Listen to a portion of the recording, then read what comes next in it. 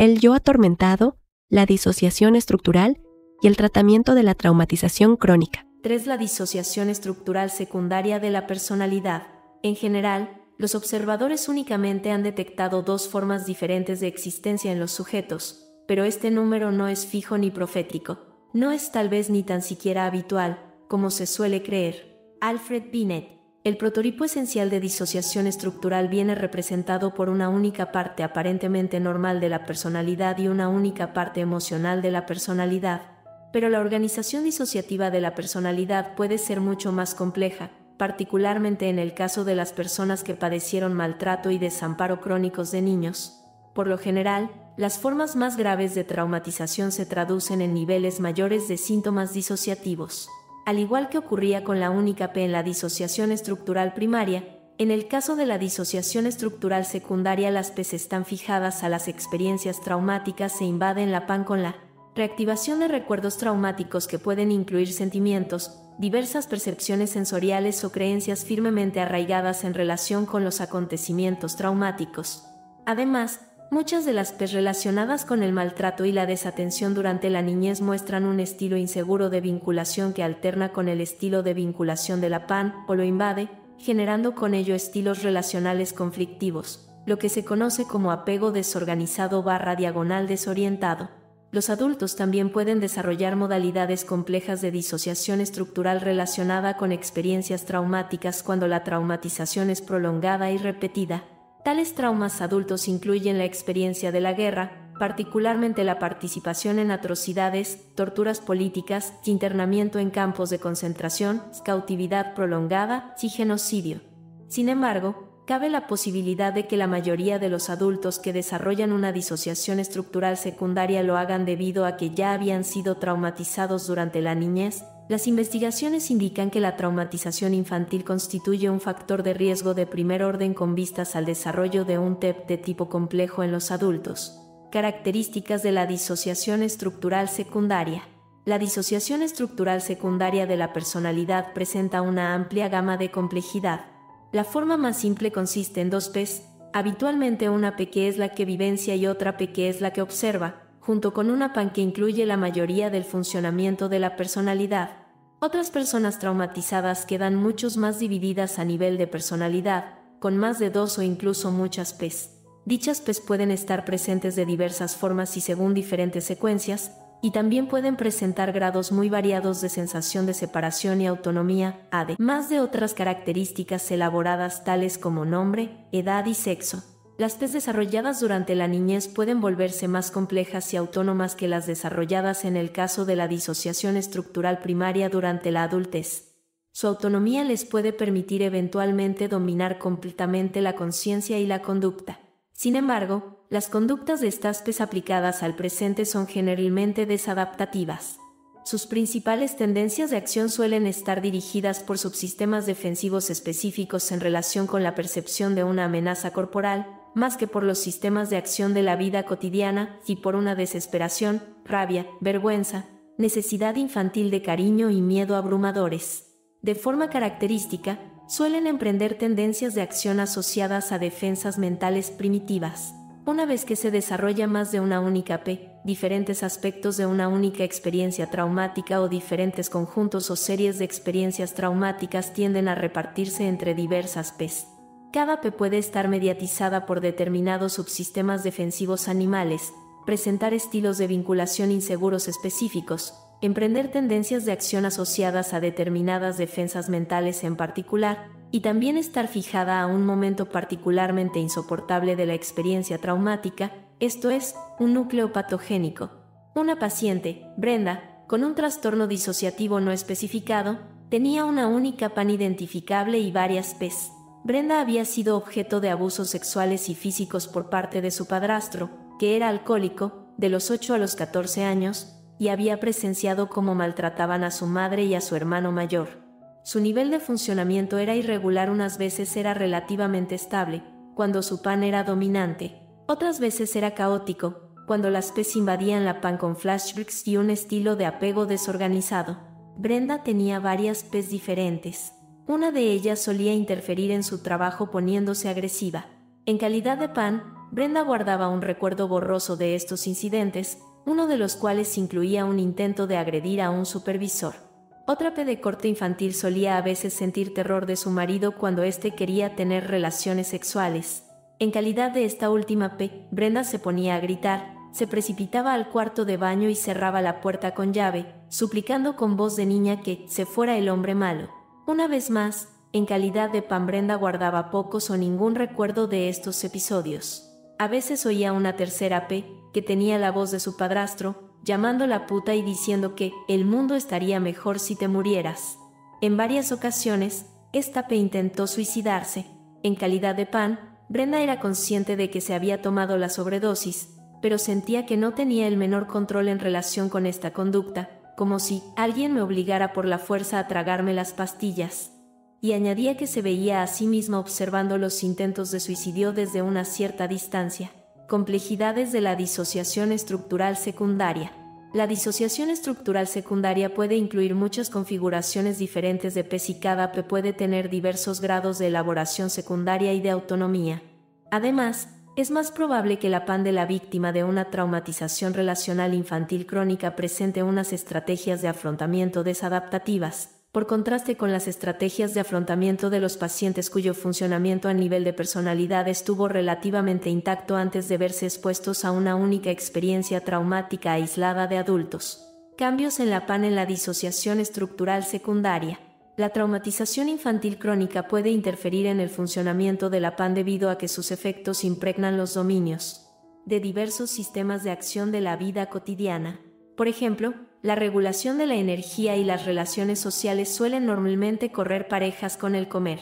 Pero si el momento de la comida familiar suele ser una batalla campal, las perturbaciones en la alimentación y la dificultad en compartir el gesto de comer junto con otras personas pueden acabar por convertirse en unas tendencias de acción rigidificadas. En esta misma línea, el sistema de acción responsable de la sexualidad / reproducción puede verse profundamente perturbado a raíz de un abuso sexual, desembocando en los extremos de la promiscuidad o la completa evitación de la conducta sexual.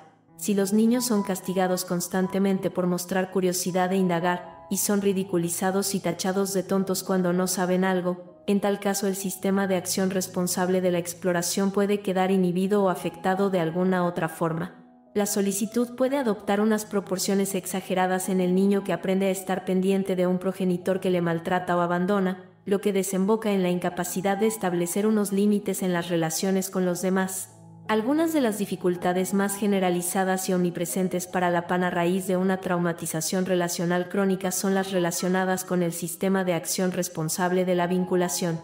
El paciente con una única PAN debe hacerle frente a otras varias partes disociativas de la personalidad y en razón de ello se encuentra en desventaja por comparación con el paciente con una disociación estructural primaria.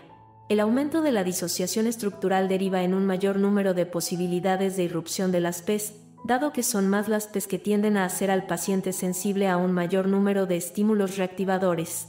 Si algunas de las PES ganan más autonomía y elaboración secundaria, puede que la única PAN tenga cada vez más dificultades en controlar las intrusiones y las diversas relaciones internas que pueden tener lugar entre otras distintas partes de la personalidad, las partes emocionales de la personalidad y el sistema de acción defensiva de los mamíferos. En el caso de la disociación estructural primaria, la atención de la única P se limita al acontecimiento traumático. En la disociación estructural secundaria, son varias las P's que están más estrechamente focalizadas en estímulos específicos o partes específicas de una experiencia traumática, y cada una de las P's está mediatizada por diferentes subsistemas defensivos. Algunas partes pueden estar fijadas a un recuerdo traumático en particular, mientras que otras pueden estar fijadas a unas defensas mentales que impiden tomar conciencia de los recuerdos traumáticos. Por ejemplo, una P de corte infantil puede concebir innumerables historias acerca de lo que pasó, utilizando la fantasía como una acción sustitutiva del reconocimiento de lo que verdaderamente sucedió. Aunque en el caso de la disociación estructural secundaria las P's están guiadas principalmente por los subsistemas defensivos propios de los mamíferos, también pueden incorporar ciertos elementos de otros sistemas de acción responsables de la vida cotidiana. Por ejemplo, algunas P's emprenden tendencias de acción relacionadas con el juego, la exploración o el cuidado de los hijos, pero dichas tendencias son desactivadas fácil y rápidamente por las defensas físicas, prontas a ser desencadenadas por los estímulos reactivadores. Muchas de tales PES se perciben a sí mismas como niños más que como adultos, y les intimida la vida cotidiana. Puede que no logren hacerse con el control ejecutivo pleno, salvo en la privacidad del hogar o en terapia, o durante la reviviscencia de un suceso traumático. En algunos casos es posible que obren únicamente a través de la influencia pasiva, esto es, de la influencia interna de una parte disociativa sobre las acciones mentales y conductuales de otra parte sin necesidad de hacerse con el control ejecutivo. Puede que compaginen los sistemas de acción de la vida cotidiana con las defensas mamíferas y la evitación mental, tal como sucede cuando una P de corte infantil insiste en jugar en lugar de hablar de cuestiones importantes en terapia, y en el caso de insistirle en que se centre en la tarea, puede recurrir a cambiar de tema y demás estrategias de evitación, pero por regla general las P se encargan habitualmente de las conductas asociadas a las defensas mamíferas, tales como la huida, la lucha, la paralización y la sumisión. Cualquier reminiscencia de las experiencias traumáticas puede activar dichas tendencias de acción. Las PES y los núcleos patogénicos relacionados con el trauma. Unas PES contienen los aspectos subjetivamente más intolerables de las experiencias traumáticas, aspectos a los que nos referimos como núcleos patogénicos o puntos candentes, que otras PES fueron incapaces de soportar y en consecuencia vienen evitando. Un paciente, Regie, con un TDNE había sido violado sádicamente de niño por un vecino adolescente. En términos generales, pareció superar el recuerdo con el tiempo, a excepción de una P que seguía enmudecidamente aterrada. Al cabo de 2 años de lenta labor, el terapeuta pudo finalmente ayudar a la P a expresar su miedo dibujando. El paciente dibujó un perrito sin cabeza. El vecino había matado al perrito de Regie a modo de amenaza de lo que le haría a él si no le obedecía. A raíz de la resolución de este núcleo patogénico y de la correspondiente P asociada, Regie comprobó que su ansiedad generalizada disminuyó enormemente y su funcionamiento mejoró. Las PES y la doble emoción. En el caso de algunos pacientes, la disociación estructural secundaria puede desarrollarse a raíz de que una experiencia traumática aguda acontecida en la adultez reactive simultáneamente antiguos recuerdos traumáticos sin resolver. La reacción actual al trauma agudo se convierte entonces en una mezcla de reacciones a los acontecimientos traumáticos recientes y antiguos. Janet le llama a esto doble emoción. Se ha observado en soldados combatientes traumatizados durante el curso de distintas guerras. También hemos advertido este fenómeno en pacientes que sufren accidentes, pérdidas emocionales tales como una muerte o un divorcio, intervenciones médicas, y en civiles que fueron víctimas de traumas asociados a violaciones o agresiones. La doble emoción puede reactivar PES ya existentes o precipitar el desarrollo de PES adicionales, o ambas posibilidades. Una mujer de 26 años, Marcelle, se abrió la cabeza en un accidente. Fue hospitalizada con una conmoción cerebral, pero más adelante presentó una amnesia en relación con la totalidad de su vida y no reconocía a su marido ni a los restantes miembros de su familia. Esta amnesia no tenía una explicación neurológica. Fue derivada a psicoterapia y durante el tratamiento recordó haber sido violada con violencia a la edad de 15 años, lo que jamás le había contado a nadie. La combinación del accidente, la sangre de la cabeza, el dolor y la ulterior exploración en urgencias, donde le inmovilizaron los brazos y las piernas y le quitaron la ropa, reactivaron la experiencia de la violación.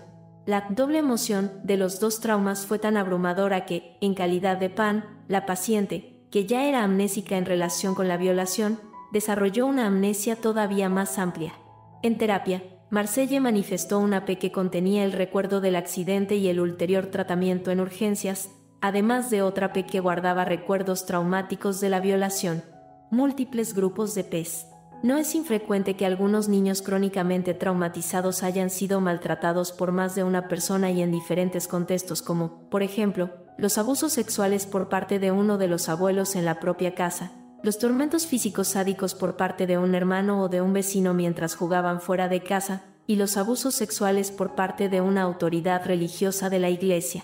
Esto suele deberse a la falta de supervisión y de la adecuada protección, así como a la vulnerabilidad de los niños traumatizados a la victimización reiterada. Bonney McCoy, Finkelor, 1996, Scrine, Enson, Colliver y McLean, 1988, Kellogg y Hoffman, 1997. Diversos acontecimientos traumáticos pueden inducir diferentes series o grupos de PES. Cada conjunto de PES habitualmente vivencia e incluye recuerdos traumáticos relacionados con una agrupación específica de experiencias traumáticas. Los grupos de PES suelen aparecer principalmente en la disociación estructural terciaria, dado que los pacientes con un TDI son los que tienden a haber vivido los acontecimientos traumáticos más graves y múltiples, pero también pueden encontrarse a sí mismo en la disociación estructural secundaria.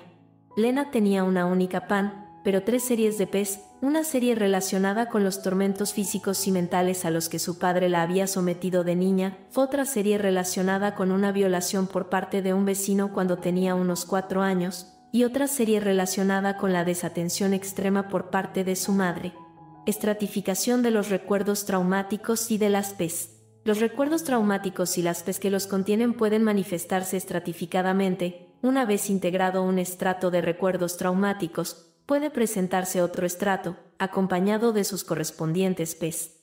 Esta sucesión es altamente característica de los pacientes con antecedentes de maltrato y desamparo crónicos durante la niñez. La estratificación también puede estar relacionada con diferentes recuerdos traumáticos. A raíz de cerrar un recuerdo traumático, otro recuerdo traumático se desplaza a un primer plano, junto con otras PES. Tales PES pueden estar vinculadas entre sí de diferentes formas. Pueden ser cronológicas y sucederse una tras otra en el tiempo. Esto es, una PES sucede a otra en el tiempo a lo largo de un recuerdo traumático. Leonie primeramente procesó el recuerdo traumático de haber sido violada por su padre a la edad de 8 años a través de una PES, y solo después se activó otra PES responsable de un intento de suicidio al poco tiempo de la violación porque equivocadamente pensaba que se había quedado embarazada. Otras PES pueden tener un mismo tema emocional en común como, por ejemplo, la rabia, la vergüenza o las sensaciones sexuales. A veces, una determinada PES puede ser el lazo secuencial entre los recuerdos traumáticos. Por ejemplo, una PES sexualizada puede estar presente a lo largo del tiempo en diversas experiencias de abusos sexuales diferentes. Finalmente, el lazo puede darse entre una PES relacionada con el recuerdo traumático original y una PES que contiene una fantasía o una alucinación extremadamente perturbadora, la cual fue activada por la experiencia traumática.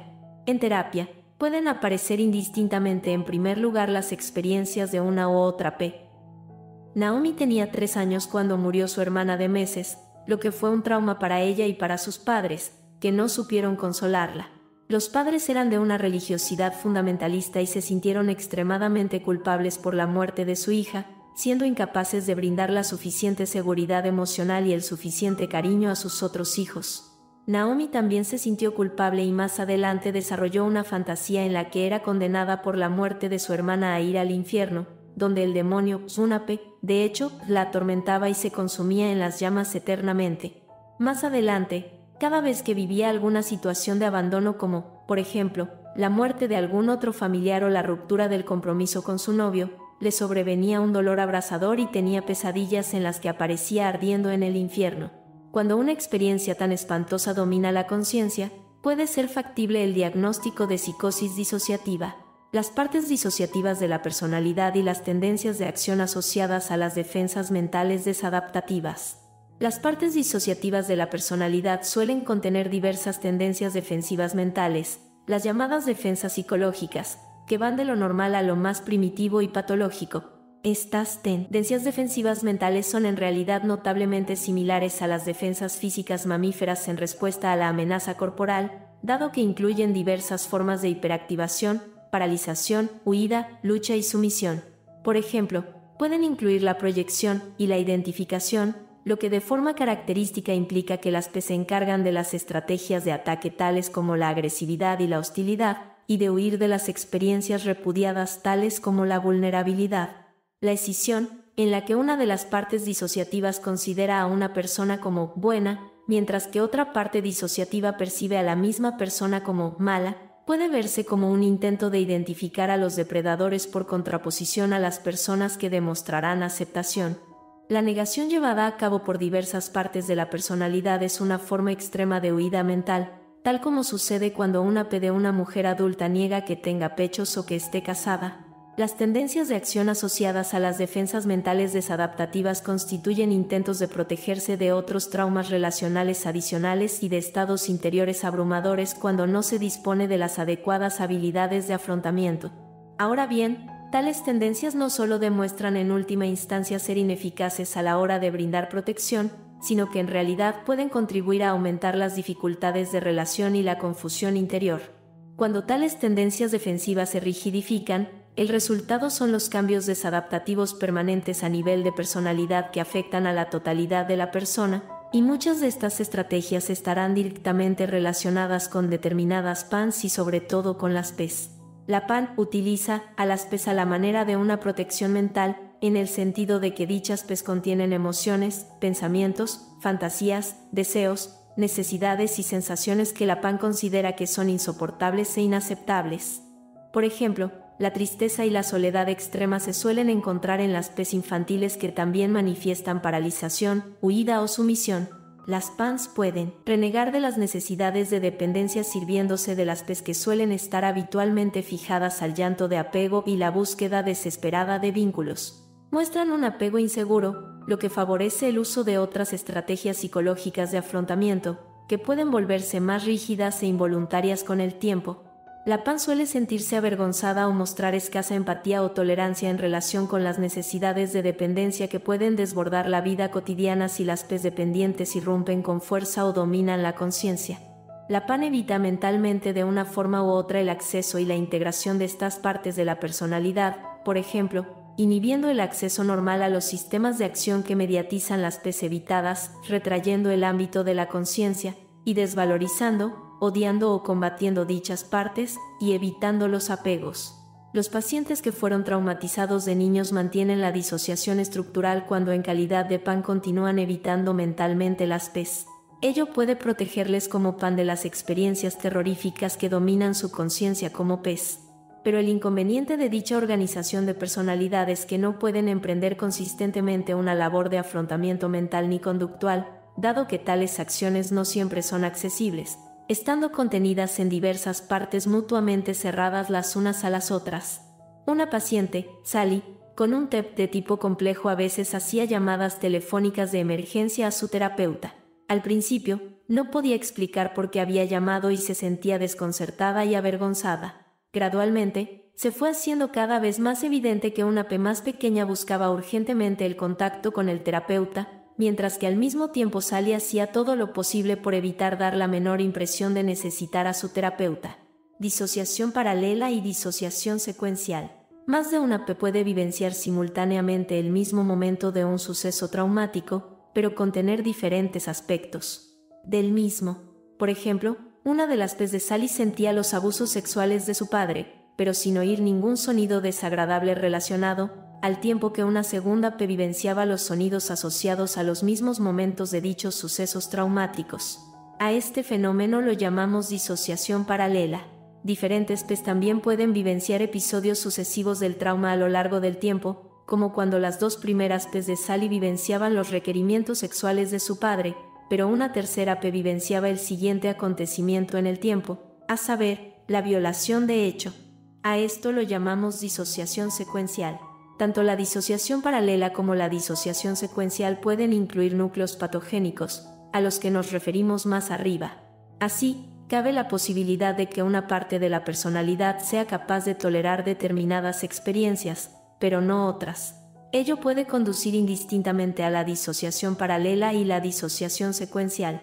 Meredith tenía una P que vivía las sensaciones físicas de realizar una felación a la fuerza, pero sin ninguna emoción y sin tener conciencia de que el agresor era su padre, mientras que otra P se daba cuenta de que se trataba de su padre y sentía una soledad, una decepción y un terror indecibles. Meredith también tenía una P que vivía el maltrato físico que precedió al abuso sexual, además de otra P que contenía recuerdos del abuso sexual, pero no del maltrato físico. La P que recordaba el abuso sexual se culpaba a sí misma y otras partes de la personalidad la consideraban repugnante y débil porque jamás habían tenido ocasión de acceder al conocimiento de que su padre la había golpeado gravemente con objeto de forzarla a realizar una actividad sexual en contra de sus deseos, y esta era la razón de que no hubiera sido capaz de decir que no. La disociación paralela y la disociación secuencial están relacionadas probablemente con fluctuaciones en el nivel mental durante el transcurso de una experiencia traumática. El desarrollo de más de una única P cada una de las cuales contiene distintos aspectos de momentos particulares de la traumatización, indica teóricamente la presencia de descensos bruscos a un nivel mental especialmente bajo durante el acontecimiento. El desarrollo de varias PES durante el transcurso del tiempo en el caso de la traumatización crónica puede indicar una disminución del nivel mental correspondiente a la parte anterior de la personalidad, razón por la cual se forma otra parte disociativa. Sin embargo, continúa pendiente la cuestión de qué es lo que se disocia en una parte dada y cuál es su relación con los sistemas y tendencias de acción, las estrategias defensivas mentales y las diversas funciones intrapsíquicas tales como las cogniciones, los afectos y las sensaciones. Durante la traumatización, cabe la posibilidad de que se activen secuencias de tendencias de acción, tales como hipervigilancia, paralización, huida, lucha y sumisión. La disociación entre estas diferentes tendencias de acción puede desembocar en la disociación secuencial de varias PES que contengan una o más de dichas tendencias. Ahora bien, suele haber momentos durante la traumatización en los que puede haber tendencias conflictivas simultáneas presentes en la víctima. Por ejemplo, la tendencia a luchar puede coexistir con la tendencia a correr o a someterse. En tales casos, puede tener lugar la disociación paralela dentro de un momento dado de la traumatización, de manera que una P puede tratar de emprender la huida, mientras que otra P puede emprender una lucha. En realidad, durante el suceso traumático algunas de estas tendencias de acción pudieron no tener lugar de hecho, sino que hubieron de ser suprimidas o suspendidas. Así, PES fijadas a determinadas defensas mamíferas pueden no haber formado parte en realidad de la conducta desarrollada durante la experiencia traumática, por lo que no deja de ser una acción simulada. Tipos de disociación paralela. Noyes y Cleti señalan que, frente al peligro mortal, vemos que los individuos se convierten en observadores de lo que está teniendo lugar, alejándose efectivamente del peligro. Efectivamente, pero no completamente, añadimos, porque una parte disociativa continúa vivenciando el suceso traumático mientras otra parte mira. Probablemente, la forma más simple de disociación paralela durante la traumatización sea esta división entre una P que vive la experiencia traumática a nivel sensomotriz y afectivo, una P que vivencia, y otra parte de la personalidad que observa, y que está subjetivamente fuera del cuerpo y contempla la experiencia desde lejos, como si hubiera una distancia espacial entre las dos. Este es un fenómeno perfectamente documentado, al que se ha descrito anteriormente como una disociación entre una parte vivencial y una parte observadora del yo. Ha sido referido por víctimas de abusos sexuales infantiles, por veteranos combatientes y víctimas de accidentes de circulación.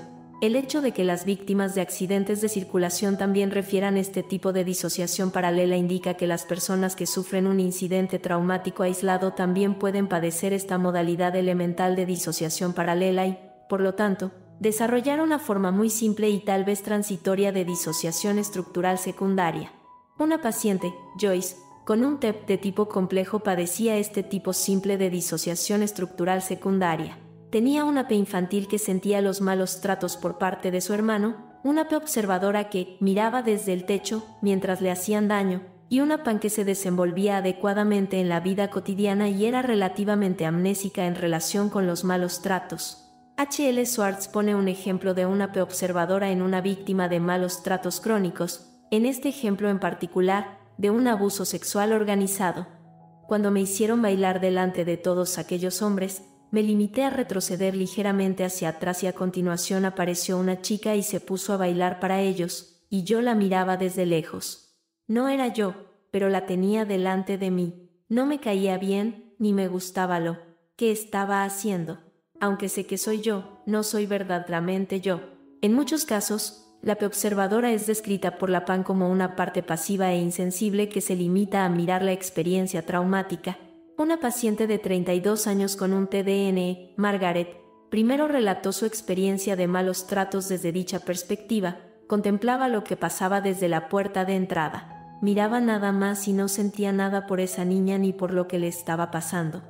Esto constituye una señal de ausencia de conciencia por parte de la P que observa. Ciertamente, existe una ventaja psicológica para la P observadora, que no tiene necesidad de darse cuenta de que los malos tratos le están sucediendo a ella. Es posible que un prototipo de esta modalidad de P observadora coincida con lo que Hilgard ha descrito como el observador oculto, que aparece en algunos sujetos normales bajo hipnosis. Ello supone una función supervisora del cerebro que se presta fácilmente a disociarse y puede desarrollar cierto sentido de la identidad. Ahora bien, algunas PES parecen estar fijadas a un subsistema defensivo hipervigilante y pueden confundirse fácilmente con las PES observadoras. Las partes hipervigilantes hacen mucho más que limitarse a observar pasivamente, se concentran exclusivamente en el entorno, que escudriñan activamente en busca de señales de peligro, y suelen tener una sensación de alarma o incluso de miedo. Pero generalmente dichas partes hipervigilantes no se dedican a observar a otras partes de la personalidad, como puede ser el caso de las PES observadoras.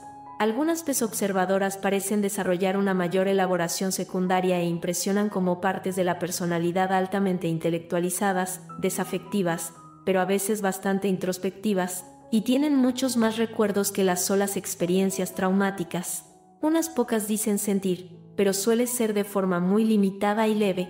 A medida que comienza a tener lugar la integración de la personalidad, dichas partes desarrollan generalmente más emociones y menos distancia psicológica respecto de sus experiencias personales.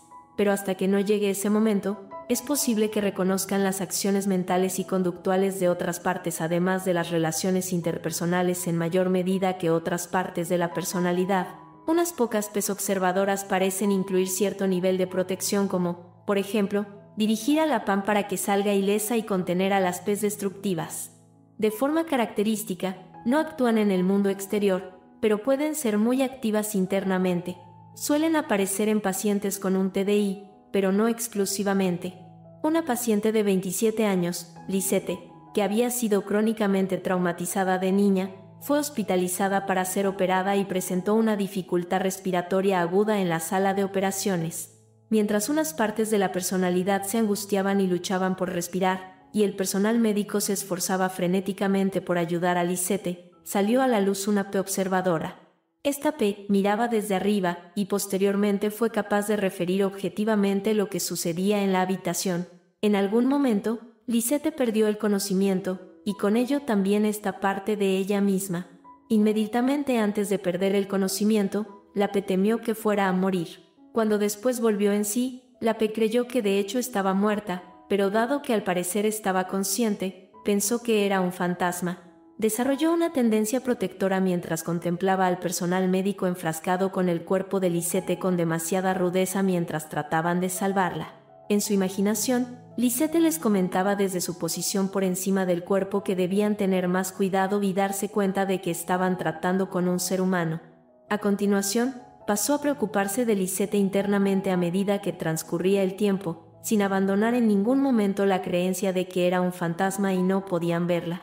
Este es un ejemplo de lógica del trance, en el que la P no reconoce lo que es obvio. Si Lisette sobrevive, ella también. La lógica del trance es una forma de pensamiento extremadamente concreto acompañado de un estrechamiento extremo de la atención, una grave retracción del ámbito de la conciencia, donde se aceptan experiencias que normalmente se considerarían incompatibles. Horne, 1959, lo que se puede interpretar como una ausencia de pensamiento reflexivo y una caída en las creencias reflejas. Los terapeutas deben ser advertidos de que tales PES observadoras no lo han observado necesariamente todo, y puede que sean amnésicas en relación con determinados aspectos cruciales de un suceso traumático, y lo que dicen haber observado puede que no sea necesariamente exacto.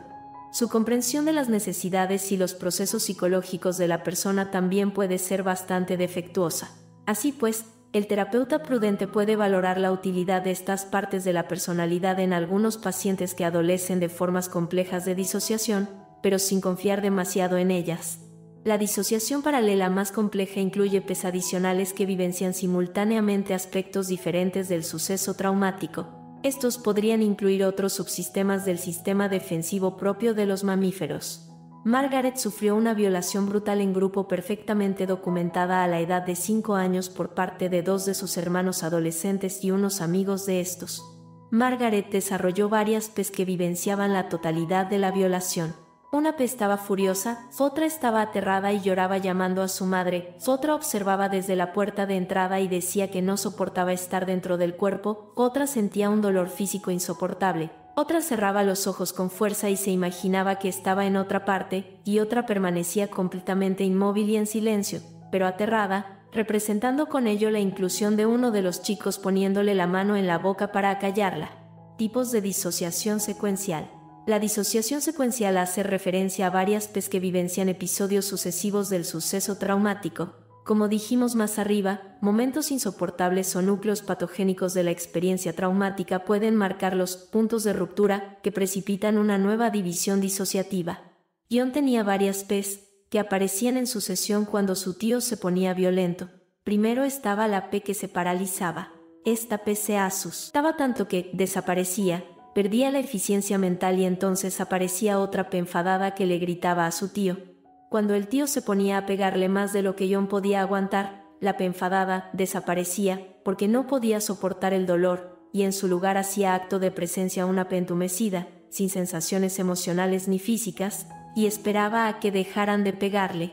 Esta P se solía sentir cansada inmediatamente después de la paliza, y entonces se presentaba otra P diferente que se escondía debajo del porche de delante de la casa y se ponía a dormir.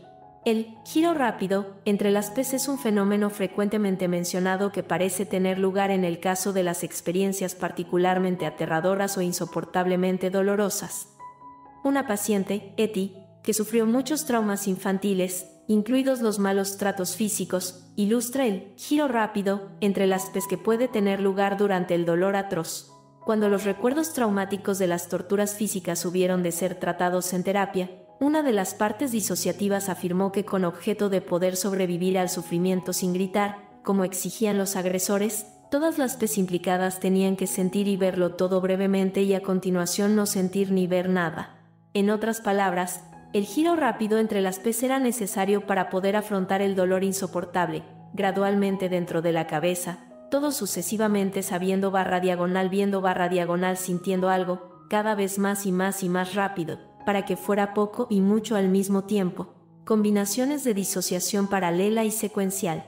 En la mayoría de los casos, la disociación estructural secundaria incluye combinaciones de ambos tipos de disociación, paralela y secuencial, sobre todo en relación con el maltrato infantil crónico. Los diversos factores que contribuyen a la vulnerabilidad de un niño a la disociación aumentan presumiblemente la probabilidad de que la disociación tenga lugar tanto dentro de un momento en particular de una experiencia traumática, como a través del tiempo con traumatizaciones adicionales. En el caso de Margaret mencionado más arriba, que permite ilustrar la disociación secuencial, había también una P observadora que miraba la totalidad de la situación al tiempo que otras partes iban y venían. Resumen. Las personas crónicamente traumatizadas pueden experimentar una mayor división de su personalidad, lo que se traduce en una única PAN y más de una P. Estas P's pueden ser más elaboradas que las que aparecen en la disociación estructural primaria y asumir ya no solo características defensivas físicas, sino contener igualmente tendencias de acción asociadas a defensas mentales rígidas y desadaptativas. También la PAN puede aparecer caracterizada por tendencias de acción asociadas a defensas mentales desadaptativas. Las P's pueden estar relacionadas con determinados núcleos patogénicos dentro de una experiencia traumática en particular. Las personas traumatizadas se caracterizan por una disociación estructural secundaria cuando presentan una única PAN intacta y dos o más P's, como resultado de la división entre los sistemas de acción de las defensas mamíferas y los modelos de vinculación que incluyen la aproximación y la evitación.